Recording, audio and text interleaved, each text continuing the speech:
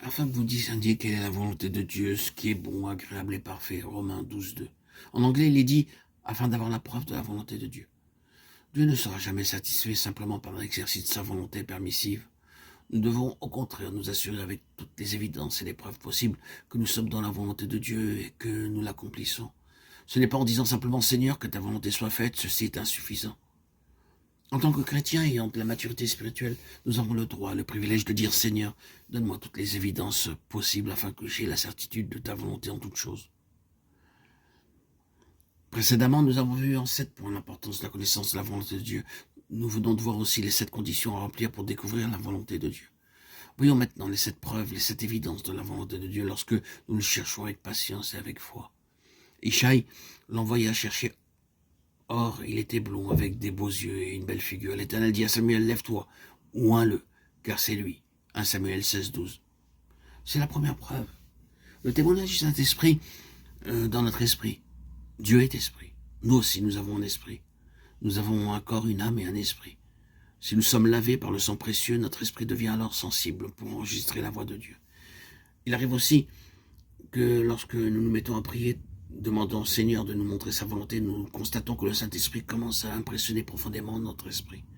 C'est ainsi que Dieu parla à Samuel à propos du choix de David. Auparavant, Ishaï fit défiler ses fils devant Samuel, et chaque fois Dieu disait « Ce n'est pas lui, ce n'est pas lui, ce n'est pas lui ». Ensuite vint David, et Dieu dit « Oins-le, c'est lui ». À cet instant-là, le Saint-Esprit fit une impression profonde dans l'esprit même de Samuel.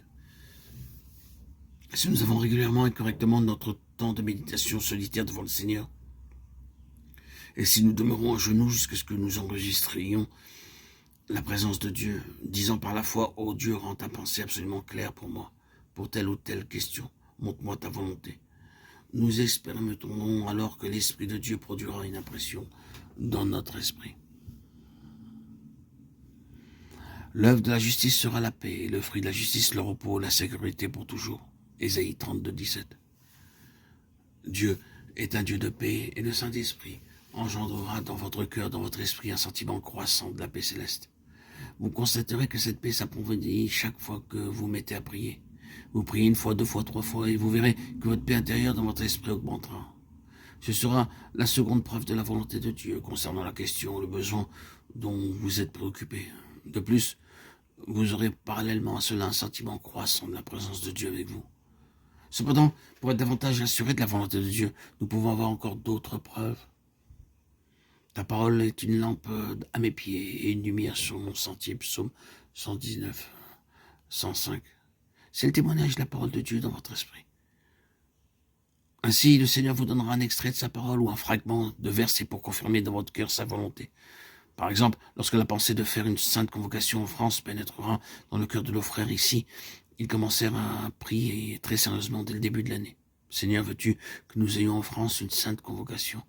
À ce moment-là, il leur fut donné plusieurs versets de la parole de Dieu en relation avec cette chose, et qui leur confirmait cette pensée. Et ils reçurent l'assurance que c'était bien le plan de Dieu, qu'il y ait cette sainte convocation. C'est pourquoi lisez votre Bible à genoux, lentement et systématiquement. Priez avant de commencer la lecture et priez à la fin. Alors, par un fragment ou un verset tout entier, le Seigneur peut vous donner une confirmation de sa volonté. Et ceci demande de la patience.